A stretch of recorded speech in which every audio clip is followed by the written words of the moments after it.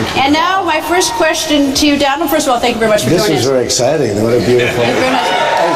Hey, we love Indiana. This is great. All right, I want to start with the political Thank news. you all. I want to start with the political news of the day. Senator Ted Cruz has announced that his vice presidential candidate is Carly Fiorina. What's your reaction to that?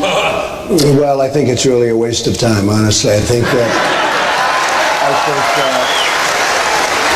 it should be over. If Indiana treats us right, we're going to make America great again. We're going to get rid of these politicians, and we're going to do the right job. I mean, 2 days ago it was Kasich. They were going to form an alliance, and they were going to collude, and they were going to get together. And then all of a sudden, Kasich didn't live up to his side of the deal, and they're fighting with each other, and now he's doing the Carly thing. I just don't see it. It's awfully early. Number one, it's very early. I mean, you're not supposed to be doing it this early, but I don't see it. All right, who's on your list? Well, I have a lot of great people. I just don't want to talk about it now. I'd like to finish the deal first. You know, Cruz has no path to victory, and neither does Kasich. And I like to finish the deal first. We got to get it done.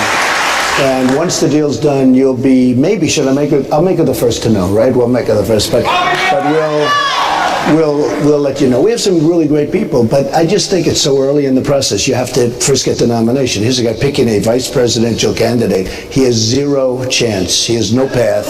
It's sort of crazy. So I think it's, well, it gets him in the news cycle because he's been totally taken out. You know, he had a horrible day yesterday, and he came in third, meaning third out of three, most of the time. Most of the, I guess 4 out of 5, he was third. And he picked up no delegates. And, you know, you're talking about major states like Pennsylvania, like Maryland. I mean, we're talking about big stuff. And Connecticut. He came in, he got nothing.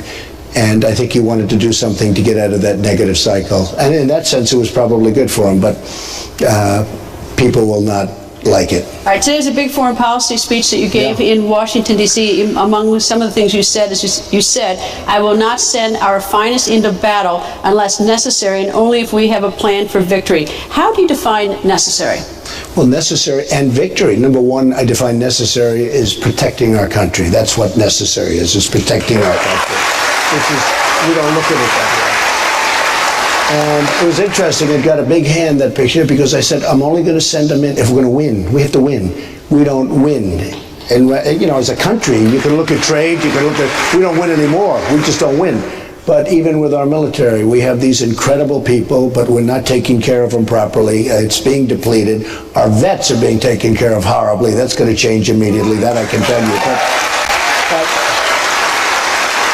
we don't fight to win. You know, when I was growing up, the United States always used to win. And it was a long time ago. We haven't been winning so much, but we certainly aren't winning now in any capacity. Is there a point now that we consider necessary? If you were in the Oval Office now and president, would you be deploying any troops any place? Well, I think what I'm, you know, to me, when I heard the other day, I heard President Obama say, the single greatest threat to our country is global warming. And I said, was he serious? Was he being serious? And the big threat we have is global warming, but it's of the nuclear variety. That's the biggest threat we have. That is the single biggest threat we have. And frankly, if it weren't for that capability and the incredible power of weaponry today, I would have been out of there a long time. I said, and you know this because I've been saying this to you for years, don't go into Iraq, don't go into Iraq. Because we totally destroyed the balance of power. We destroyed the whole equilibrium of the Middle East, and now Iran is taking over the Middle East, and it's terrible. I mean, if we didn't do anything in the last 15 years, if we just forgot the Middle East was there, we would be in such great shape today by comparison to what we've done with the migration, with people pouring into our country, which is Obama's fault in all fairness, because we're taking tens of thousands of people into the United States. We have no idea, Greta, who they are. There's no documentation. There's no paperwork. But victory to me is victory. We have to, if we go in to fight, we have to fight to win and get it over with fast.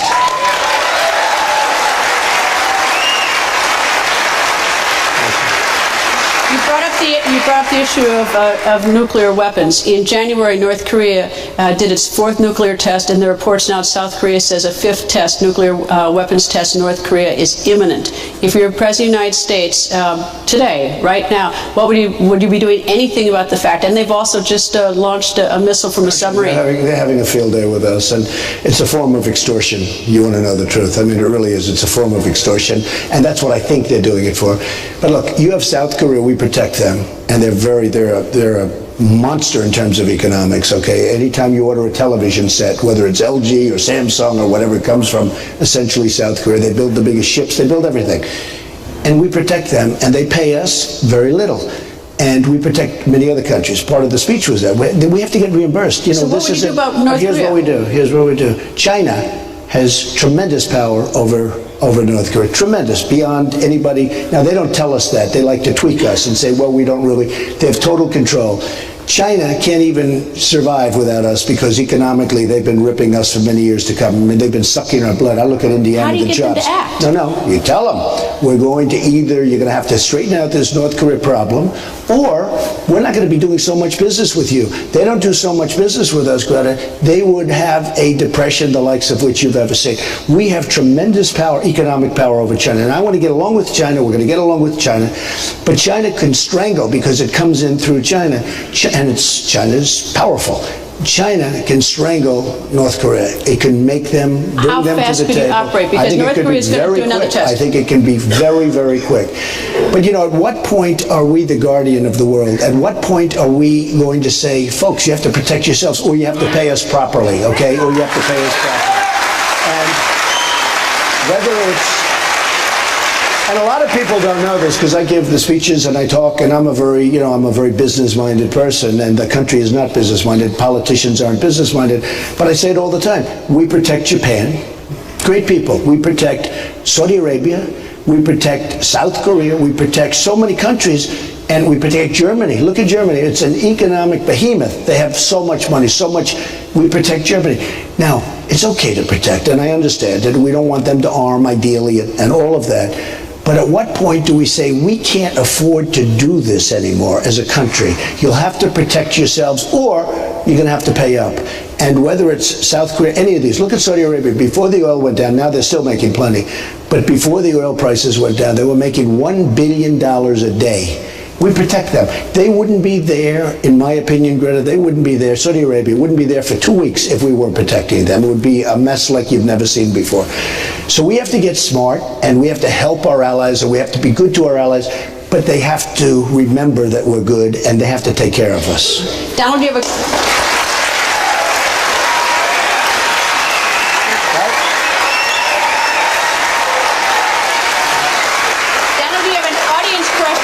Kelly, and first of all, Kelly, have you made up your mind who you're going to vote for? Definitely. I've always voted Republican, and I will only vote for Trump. All right, your question to Mr. Trump. Did she say always vote for Trump? No, she said always vote Republican, and she's going to vote for you. Oh. I will only vote for Trump. Oh, that's good. That's what I thought you said. Thank you very much. My question is, my father owns a small custom manufacturing company here in Indiana, which employs about 50 people. And the two major problems that we face are the high cost of health care, the health insurance, and also that we're losing jobs we're losing our customers to cheaper prices outside of the U.S. So I was wondering, Mr. Trump, when you become president, what will you do? What will you do to help my family keep our business? Okay, so it's such a great question. And, I was looking at Indiana because I always get these statisticians. I said, give me the list. Always like 15 minutes before I get to a place. I did it last week with New York State. And it's all the same problems. I did it with Pennsylvania. I did it with every place I've been to in the last couple of weeks. And I look at the numbers and our jobs, look at carrier air conditioning, in a way that's just a larger version of what's happening with your father, where jobs are being just ripped out of our country, out of our states, but out of our country. And we've got to do a couple of things. When they want to play games with us, countries or companies, when a company wants to leave like Carrier and they want to go to Mexico and they're going to make air conditioners and they're going to send them, and we're not going to tax them, and they're going to let the 1,400 people from Indianapolis go, they're going to fire them, there's got to be consequences. And the same thing with your father.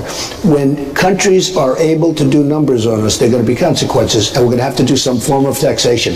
I believe totally in free market. I think it's great. But our leaders are not smart. They're not smart people, or they're controlled by their special interest groups that have reasons for letting it be this way. One of these. It's by the way, and it's one of those two things, whereas I'm self-funding, so I'm working for you. I'm working for your father, okay?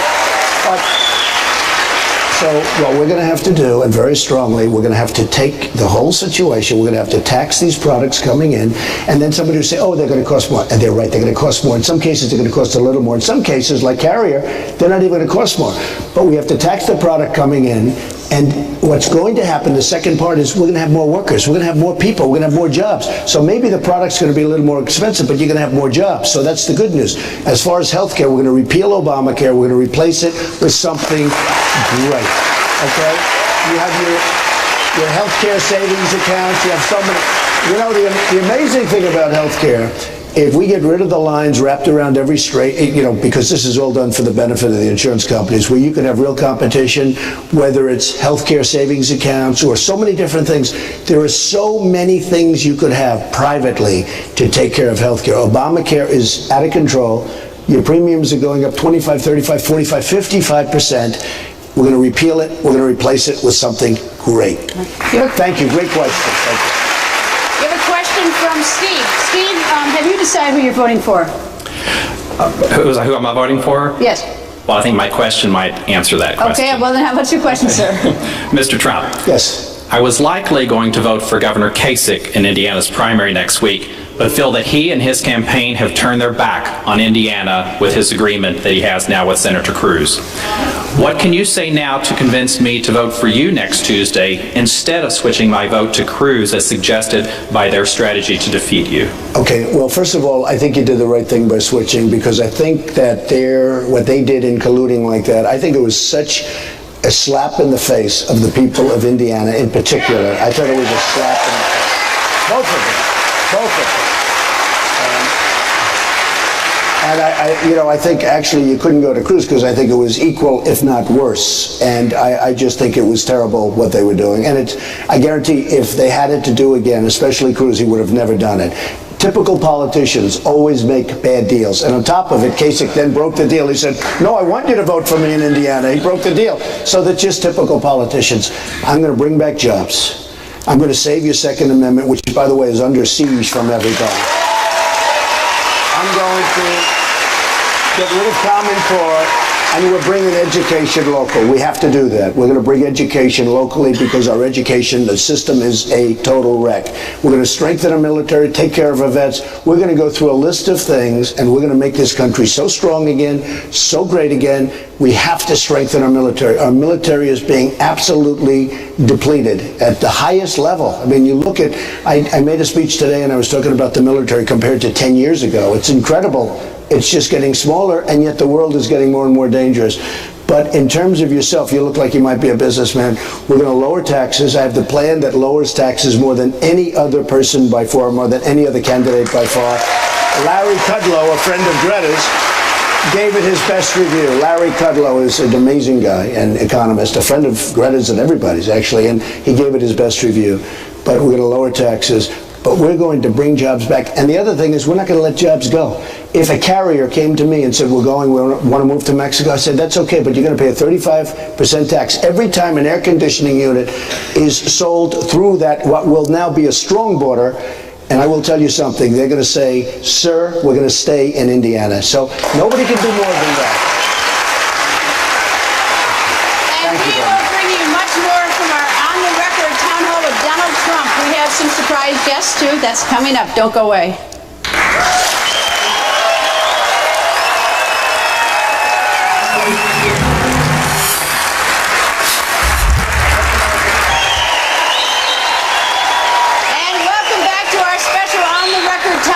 GOP presidential candidate front-runner Donald Trump, and we're coming to you from Indianapolis, and in less than 1 week, it's Indiana's turn. Indiana voters will hit the polls. Let's get right back to our questions with Donald Trump. Donald, we have another audience member who has a question from you. Isaiah, you have a question for him. First of all, how old are you? I'm 18. And so you're going to vote this November? You're going to vote next week, right? I am, yep. And have you decided who you're voting for? I have not. That's actually why I'm here. Okay, good. Fire away. Ask your question. Mr. Trump, thank you for meeting with us tonight. I'm actually a senior this year at Traders Point and heading off to Wabash College in the fall. Good. As we all know, candidate Sanders is offering free college tuition. I think that this is. I think he's leaving the race today, by the way. So he's got some difficulty. But go ahead. I think that this is unattainable and obviously unachievable. Sure. It would also devalue a person's degree. However, being a high school senior, financial decisions play a massive role when deciding where to go to college. So my question is, do you have anything in place to combat the ever-rising cost of college tuition? Yeah, it's really a great question. It's a question I get asked more than any other question, especially when I'm at areas where you have a lot of young folks going to college. And it's very sad. The students are literally, they borrowed up to here. And what the colleges have done is they haven't watched their costs, because basically the students are conduit between the government and the college to get money. And the college keeps going up, up, up, much faster than any other cost. If you take a look, and we're going to look into that seriously because it's unfair. The students are borrowing up to here. The other problem they have, and we're going to work on student loans, we're going to work on some kind of a deal for low interest and really good student loans. Give them a longer term to pay it out. Maybe you pay it out after they get jobs. They have to pay it back. I mean, look, we work a deal where the students can live with it, because they're not able to live with it right now. But the biggest problem is you go to college, you go to a good college, that's a good college, you go to a great college, and you graduate, and you do well, and you get out, and you can't get a job. And that's the biggest problem, because they can't get jobs. There are no good jobs. Even the other side admits the jobs we have are bad jobs. And the real unemployment rate is like 20%. It's not 5%. That was done so the politicians look good. Because if you go out looking for a job and then you quit looking for a job, they consider you, statistically, you're considered employed. So here's what we do. We're going to work on jobs. We're going to bring our jobs back from Mexico and from China and from Japan. How we're going to make our products here. We're going to start making our products here. The countries are abusing us. Believe me, folks, countries are abusing us. And the reason the politicians don't do it, they know the problem. Corporate inversions and everything else, they're leaving like you wouldn't believe it. Look, I looked at numbers. 40% of your manufacturing is gone in this area. 40% over a fairly short period of time. We're going to stop it. Companies are taking advantage of us, and countries are abusing us. And the way you stop it is so easy. It's called consequence. If they want to play that game, and it's a dirty game that they're playing, again, free trading, I love it. I always want to defend it, but we can't do it because we don't have the people. We don't have the smart people. What we're going to have to do is tariffs and taxes for the countries that don't behave. And you know what's going to happen? As soon as we say we're going to impose it, they're going to behave very, very nicely. The problem we have, and I'll tell you, it really is true. But the problem we have from the student standpoint, Greta, they're graduating from college, they're wonderful, they're great, they graduate high in their class, they can't get jobs. We have a question down from Stephen in the audience. Stephen, have you decided who you're voting for? I have. And He's sitting on the stage with you. Oh, I love it.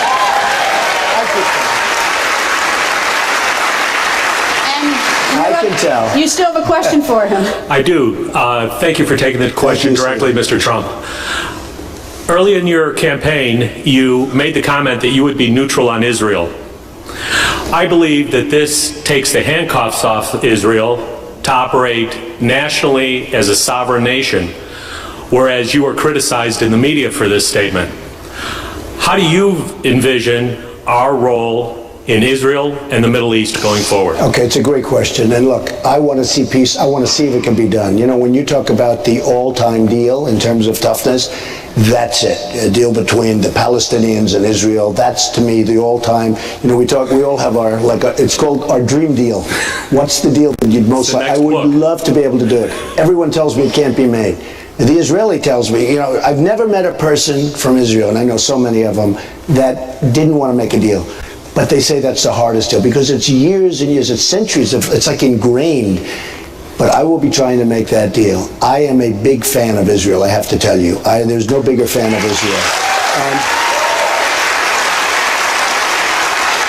I want to be able to get both sides together and see if we can do something, but there's nobody that will be more loyal to Israel than Donald Trump. And we're going to make, it's one of our great allies. And honestly, when you look at this horrible deal that Obama made, that President Obama made with Iran, where we give them $150 billion, we got nothing out of the deal, $150 billion. We actually got nothing. Even our prisoners, they didn't come back until we gave them the money. And I'll tell you what, you'll never see deals like that made with me, and you understand that, Stephen, that's why you're with me. But we have to protect Israel, we have to take care of Israel. They're really sort of a bastion all by themselves right now. And they have been great. I will say this, and I've said it, and some people get upset with me on the Obama side when I say it. President Obama is the single worst thing that I've ever seen happen to Israel. It's unbelievable. It's unbelievable. We are going to take, I love the question, Stephen, but we're going to take great care of Israel. We're going to protect and cherish Israel, but we're going to see if we can make a deal. I just have to do that, almost from a competitive standpoint now. And they all say you can't do it, it can never be done. I say you can do it, so we'll see what happens. So thank you, Stephen. And we're going to take another quick break. We have more questions for Donald Trump in the second half of our On the Record 2016 Town Hall. Plus, we have two special guests. That's next.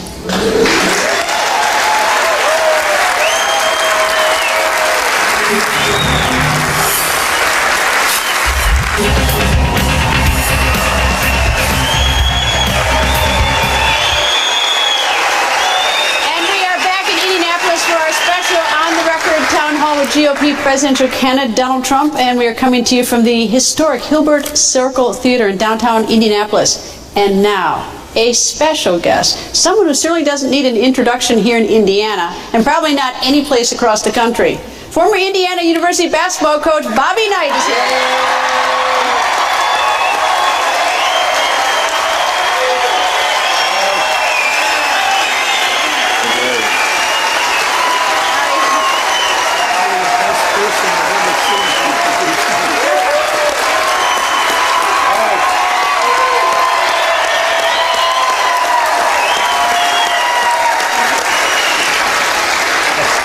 Well, Coach, nice to see you.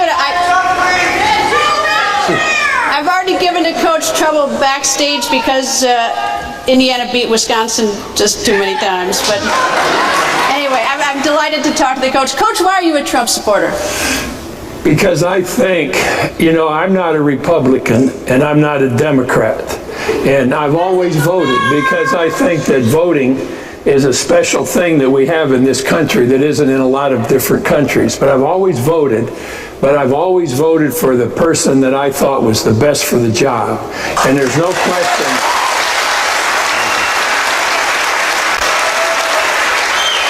There's no question in my mind that the man sitting between the two of us is far and away the best person to lead America back where we all want to be led. And that's the guy that can do it right here. Thank you.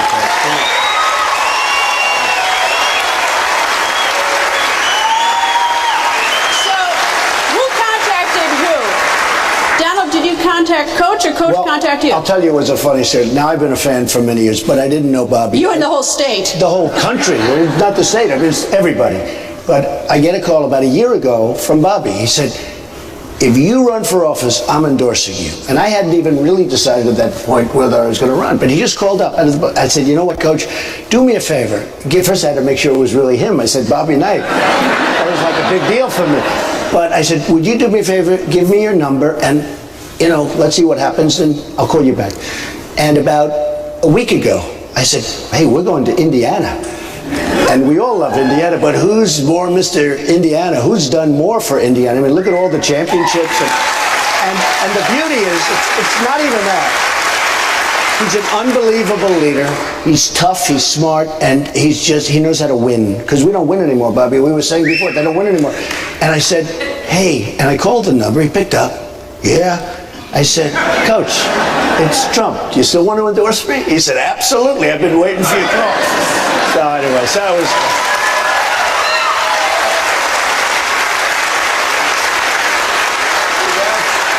That to me is a little indication of the kind of man we're talking to right here.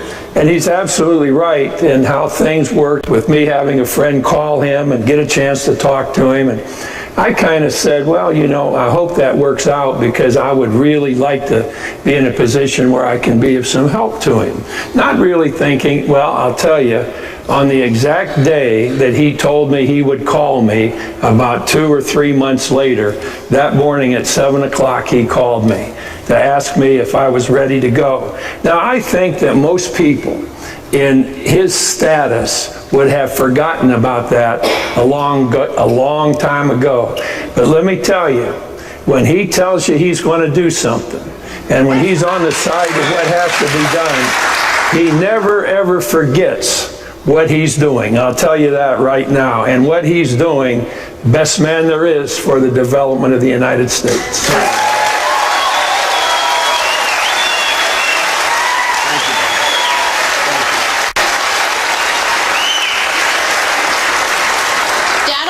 Coach, we have a question from a member of the audience. Forrest, who is part of the greatest generation, served in World War II, has a question for Donald Trump. Thank you.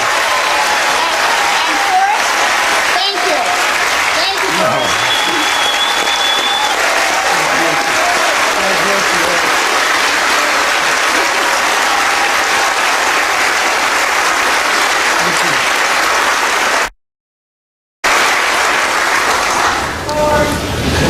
As an Indiana University graduate and a World War II vet, I have a tremendous respect for the General Bobby Knight.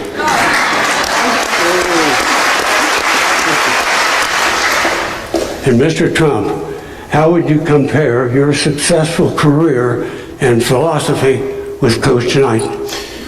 Well, it's actually a great question. I just love his philosophy. I mean, we're in a different world, and he was in the world of sports, and nobody did better. And you know, one of the great things about Bobby that a lot of people don't know is he really trained a lot of great coaches, some of the best, like you look at Duke, and you look at so many of the different places where they have the great coaches. They were trained, and they worked with Bobby. But Bobby was, you know, his field, a tremendous leader, and what he's done is phenomenal. So I'd like to put myself in a category even close to Bobby as far as that. You talk about the word leadership, that's leadership. Thank you. That was very nice of you to say that. I appreciate it. But let me say another thing about Mr. Trump. And I think we're a little bit alike in that regard. If we're involved in something where we want to win, and particularly something that's necessary, if there's something out there where we need to win, we're going to try and beat your ass every time we can.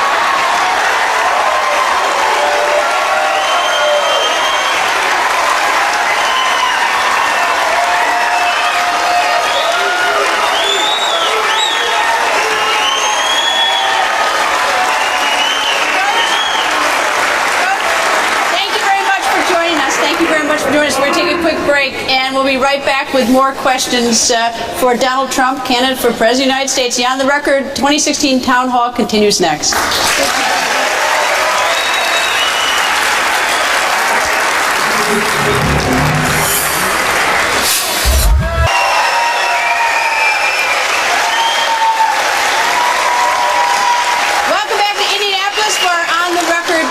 With GOP frontrunner Donald Trump. Indiana is the biggest delegate prize until California, and right now, let's get back to the questions. And Donald, I'm going to ask you one. It's no secret our country doesn't have a lot of money. We're in debt. What would the foreign aid policy be of a Trump administration for, and this is a two-part question. One is to use money as coercion for countries that we aren't particularly friendly with and may not deserve, but we want to get them to do something. And the other for humanitarian aid, like I was just down in Ecuador where there are earthquake victims, and you've got Nepal, and you've got Haiti, and all these countries where people are desperate. So what would you be doing with our foreign aid policy on money? I can see both, to be honest with you. I mean, we do help countries that we're not in love with them, but if we don't help them, it's going to be bigger problems, and I can sort of see both. At the same time, we give money and we give a lot of things and a lot of help to countries that absolutely don't deserve it. They're not our friends. They don't do anything good for us. It's like a one-way street. You look at NATO as an example. We have 28 countries. We protect them, and many of those countries right now are delinquent. They haven't paid up, and they have the money to pay up. And we have trillions of dollars out there of past due. And I said, I want these countries to pay up. and we'll protect them and we'll take care. I mean, we're protecting them. They're not doing anything for us. They got to pay up. And I said, not only do they pay up, they have to pay us all of the past arrears. Well, what about a country like, let's say a country like Pakistan has sometimes double dealt us, and we've given them money and they've double dealt us. But the problem with Pakistan, I mean, they have nuclear weapons, and which is a real problem. Again, the single biggest problem we have nuclear weapons, countries with, and it's not only countries, you have 9 countries right now with nuclear weapons, but it's semi-unstable. And we don't want to see total instability, and it's not that much, relatively speaking, and we have a little bit of a good relationship, and I think I'd try and keep it. And that's very much against my grain to say that. But a country, and that's always the country I think of, we give them money, we help them out, but if we don't, I think that would go on the other side of the ledger, and that could really be a disaster. At the same time, if you look at India and some of the others, maybe they'll be helping us out because we're going to look at it. But we have many, many countries that we give a lot of money to, and we get absolutely nothing in return, and that's going to stop fast. What about the countries that may have deep need, but, whenever I do these stories, like on Ecuador, people say, what about here?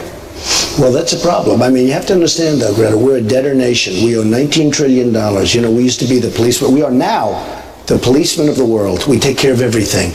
Everybody says our military. We spend many, many times what any other country spends on military, but we don't really spend it for ourselves. We spend it to protect everybody else. We're protecting everybody. It's not our military. Our military is, as I said before, it's depleted. So you look at that. We have to start, getting rid of debt, balancing budgets. We just can't continue to keep giving. So now, there are countries that can do it. Would you cut out giving some of this humanitarian aid to these countries that are hurting? I would try so hard to keep some of these countries going, but Greta, we are a debtor nation. We are sitting on a bubble like you wouldn't believe. We owe $19 trillion. We're going to be at $21 trillion like almost immediately because of the horrible omnibus budget that was just passed, which, by the way, funds Obamacare. It funds people pouring into the country. It forms people coming in from the Syrian migration, and we have no idea who they are. They could be ISIS. We have no idea who they are. So the answer is, and I know how involved you are in that, and I'm not even that surprised to have this question, to be honest with you, because you are amazing. She goes all over the world helping people, and we're going to try. But we do have problems. We are a debtor nation. We do have problems, and we have to, I gave a speech this morning, and the primary theme was America first.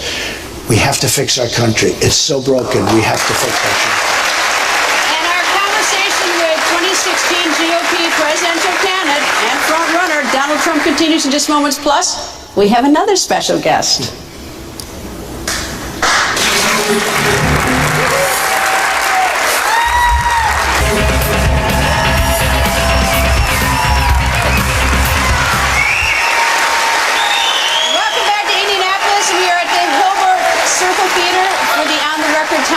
With Donald Trump, and we are now joined by one of his 3 sons, Donald Trump Jr. Nice to see you. Great to be here, Greta. How are you? Okay. How much fun was Tuesday night with the 5 primaries and the sweep? It was amazing. I can't be more proud of what he's done. As an American, as a father, just to see this and see the voice that he's giving to the people of this country for a change, it's just amazing. Did you expect it like that, listen, those numbers? I think they even surprised us, but the people are getting it. They're seeing the system is rigged against them. They're seeing that their voice oftentimes doesn't matter, and they're looking to change that, and a resounding win like we had that night is going to actually give them that voice again. Donald, one of the fun things about my job is I get to meet all the candidates' children over the years. You're proud of your kids, aren't you? I am. I have great children. I have 5 children, and the older ones are really helping me with the campaign, and Ivanka, Don, and Eric, and Tiffany also. She's been terrific, and Barron's a little young right now, but he'll be there. He'll be there eventually. But they are fantastic children, and there's nothing like, people oftentimes they say, they're impressed by success. The most successful people that I've met, because they're happiest, are the people with great families, more so than the people with money. I know them all. And the really successful people are the people that have the great families, but these are the happiest people. Don, has there been a family discussion in the event that your father is the nominee and goes on to win in November? How are you going to sort of extricate him from the business, and who's going to do what? Well, listen, I think, if there's one thing he's given us over the last few years, it took us a while to have to prove ourselves to him, and he wasn't just going to turn over a company that employs tens of thousands of people and just say, hey, congratulations, my kids, you get it, good luck. he's too loyal with that, and that's perhaps why he didn't run in 2008 or 2012, because he still had that obligation to those people who have served him so well for so long. He's the only one up here who's actually created jobs. He's actually signing the front of a paycheck. That's a big deal, and that's a big deal to me. So since then, and over the last decade, I think we've really proven ourselves to him, and we work incredibly well as a family between Eric, Ivanka, and I, and it's just gone very well, and he's given us that autonomy to do it, and him doing this, I think, is the ultimate show of trust that he believes that we can do it. Well, he's obviously very proud of you. They better do it right.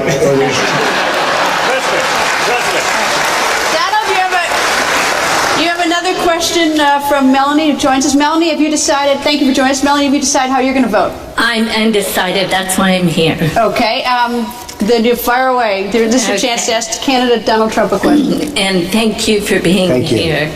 And Mr. Trump, it was brought to my attention on the record by Greta the amount of wasteful spending in the government. It's tremendous. And the lack of accountability. Right. And my question is, what will you do about that? And would you consider a woman who is very informed, caring, and smart like Greta as part of your cabinet? That's not a bad idea. That is not a bad idea. She would be excellent. I think more than an hour with me would be enough for Donald. I think The truth is, she's doing so well. I'm not sure she'd want it. You want to know that? What about But I will say this. It's such a great question, and nobody ever asks the question. We talk about how do you get money and bring the jobs back, and all of that's going to be easy. In a way, the easiest thing for me is cutting, because we call it waste, fraud, and abuse. We have billions and billions and billions of dollars. And you see it where a highway is going to cost X dollars and it costs 5 times more than it's supposed to. You can imagine the money that these contractors are making on these things that they're building all over the country where it's totally out of control, including military spending. Military spending is tremendous and very important to me, and we're going to rebuild our military. But things cost twice as much as they were supposed to cost, 3 times as much. Not supposed to happen that way, okay? It won't happen that way with the right contractors, frankly, and the right people knowing how to negotiate a contract. So there's tremendous waste and there's tremendous fraud and abuse. And we are going to save billions and billions of dollars. It's such a great question and it's so easy. It's so easy. That's one of the easiest things. So very good. I hope you're going to vote for me, by the way. Let me take a quick break. Coming up, closing thoughts from the On the Record 2016 Town Hall. That's straight ahead.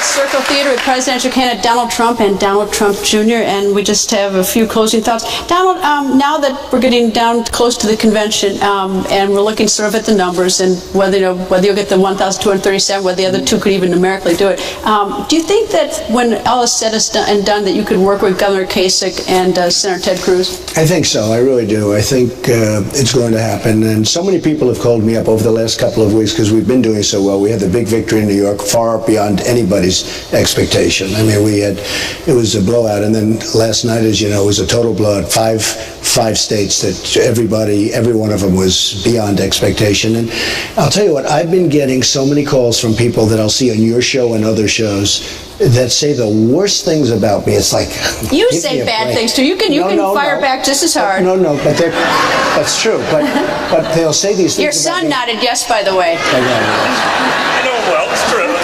But Greta, they say such bad things, and then they call me over the last couple of weeks. They want to get on board. They want to come in. They want to come into the. I actually said to a couple of them, how can you, if what you said about me, how can you, it's okay, I want to have you, but how can you possibly do that? And they say, don't worry about it. And you know why? Because they're politicians. They can do it. It doesn't matter. But they all want to come. So tremendous numbers of people are coming on board. They'll be announced pretty soon. But a lot of people, and people that you wouldn't have believed, people that said the worst things, and they're going to, no problem. Politics is a unique business. It's a strange world here. Thank you to Don Jr. and Donald Trump. A big thanks to both of you for joining us and for our town hall tonight. That's all for now. We'll see you again tomorrow night right here at 7 p.m.